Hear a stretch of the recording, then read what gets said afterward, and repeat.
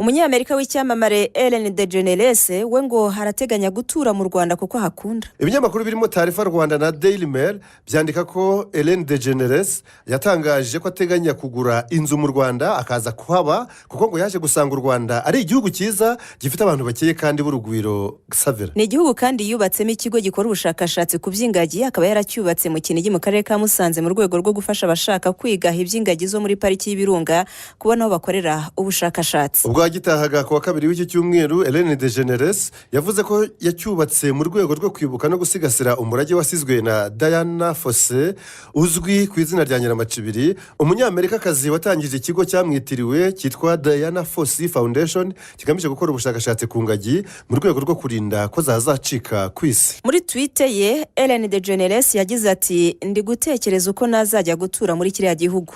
Njye n'umufasha wanjye tuzagura y'inzu kandi tuzajya tumara igihe kinini mu Rwanda kuko ni igihugu cy'abantu bakeye bafite urugwiro kandi bishimye.